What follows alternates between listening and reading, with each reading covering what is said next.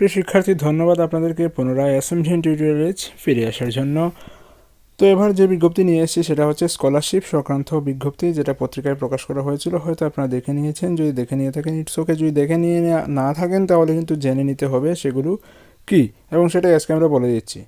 তো তপশিলি জাতিভুক্ত ছাত্র ছাত্রী যারা রয়েছেন, তপশিলি জাতি কল্যাণ দপ্তর কর্তৃক বিগত 20 ফেব্রুয়ারি 2022 তারিখে প্রকাশিত বিজ্ঞপ্তি মূলে ত্রিপুরায় স্থায়ীভাবে বসবাসকারী আর্থিকভাবে দুর্বল তপশিলি জাতিভুক্ত ছাত্রছাত্রীদের সরকার অনুমোদিত যে কোনো শিক্ষা প্রতিষ্ঠানে বিভিন্ন পেশাগত পাঠ্যক্রমে পড়াশোনা করার জন্য নিম্নলিখিত শর্ত সাপেক্ষ এককালীন আর্থিক সহায়তা প্রদান করার জন্য যে দরখাস্ত আহ্বান করা হয়েছিল তাহা জমা দেওয়ার শেষ তারিখ আগামী 15ই মার্চ পর্যন্ত বর্ধিত করা হয়েছে।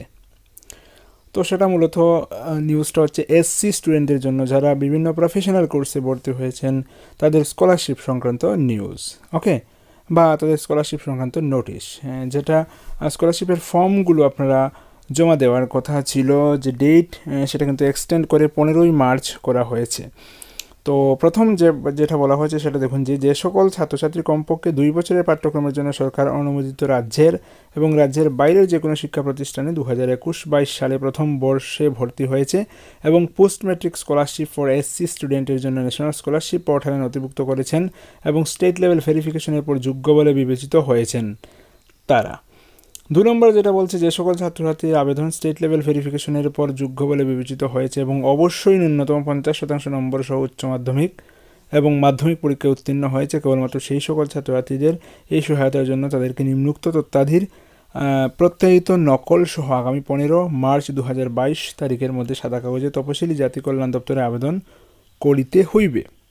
অর্থাৎ যেসব স্টুডেন্ট বিভিন্ন প্রফেশনাল কোর্সে, হয়তো নার্সিংয়ের কোর্সে বা হয়তো অন্য কোনো ডিপার্টমেন্টাল কোর্সে বা বিএড বা ডিএলএডের কোর্সে ভর্তি হয়েছেন বা অন্য কোনো প্রফেশনাল কোর্সের জন্য ভর্তি হয়েছেন, সেটা রাজ্যে হতে পারে, রাজ্যের বাইরে হতে পারে, এবং NSPতে post matric scholarship for SC ক্যাটাগরিতে অ্যাপ্লাই করেছেন, স্টেট লেভেল ভেরিফিকেশন হয়ে গেছে, তারা কিন্তু এই ডকুমেন্ট সহ আবেদন করতে হবে। তাহলে কিন্তু এককালীন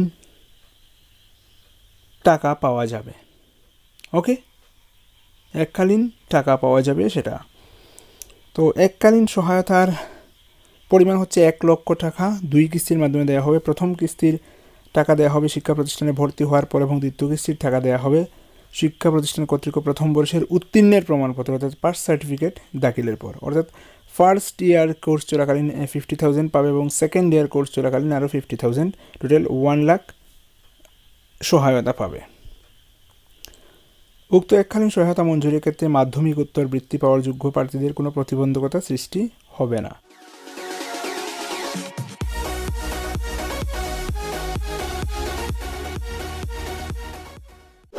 এটাও বলে দেওয়া আছে, যারা এই এককালীন সহায়তা পাবে তারা পরবর্তীতে কোনো স্কলারশিপ বা ইনসেন্টিভ স্কিম উপলব্ধ হওয়ার ক্ষেত্রে কোনো সমস্যার সৃষ্টি হবে না।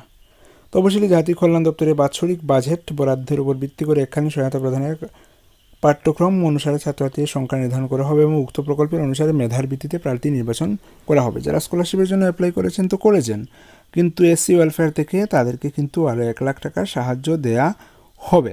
তো যারা কেবলমাত্র আবেদন করেছেন post matric scholarship for SC এবং প্রফেশনাল কোর্সে পড়াশোনা করছেন, অলরেডি ভর্তি হয়ে গেছেন, তারাই কিন্তু 1 লাখ টাকা পেয়ে যেতে পারেন।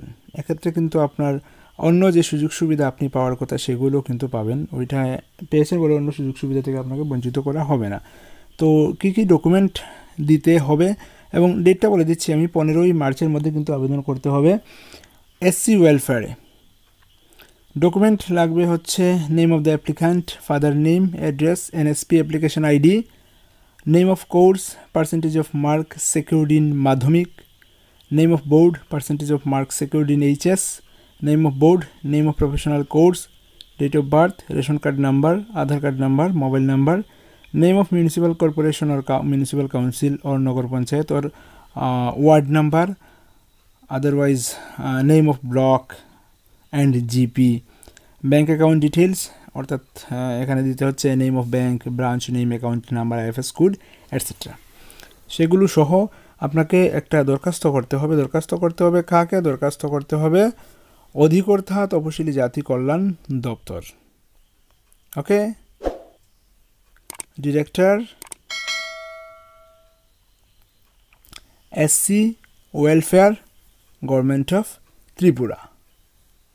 Application for one time financial support of ₹1 lakh বা application for financial support for ongoing professional course বলে একটা সাদা কাগজে অ্যাপ্লিকেশন লিখতে হবে যে আমি অমুক কোর্সের জন্য ভর্তি হয়েছি, NSP পোর্টালে আমি আবেদন করেছি, আমার বিবরণ নিচে দেয়া হলো বলে এই যে উপরে 15টা জিনিস চাইছে, অর্থাৎ আপনার নাম, বাবার নাম, অ্যাড্রেস, NSP ID, কোর্সের নাম, মার্কের percentage, ration card number, Aadhaar card number, mobile number, bank অ্যাকাউন্টের ডিটেল, এইসব বিষয়গুলো দেবেন। দিয়ে সঙ্গে যেগুলো কাগজ বলা হচ্ছে সবগুলো জেরক্স কপি কিন্তু অ্যাটাচ করে দিতে হবে এবং সেটা 15 মার্চের মধ্যে কিন্তু SC ওয়েলফেয়ার অফিসে জমা করতে হবে। তাহলেই কিন্তু আপনি এককালীন আর্থিক সহায়তা পেতে পারেন। তো স্টাডি কিংবা জব কিংবা অন্য কোনো রিলেটেড আপডেটেড ইনফরমেশন পেয়ে যাচ্ছেন SMDN টিউটোরিয়াল চ্যানেলে, সেজন্য SMDN টিউটোরিয়ালের সঙ্গে থাকুন। পরবর্তীতে জব রিলেটেড আপডেট আসবে এবং সেটাও আপনাদেরকে আমি জানিয়ে দেবো, সেজন্য আমাদের সঙ্গে থাকুন। ধন্যবাদ সবাই।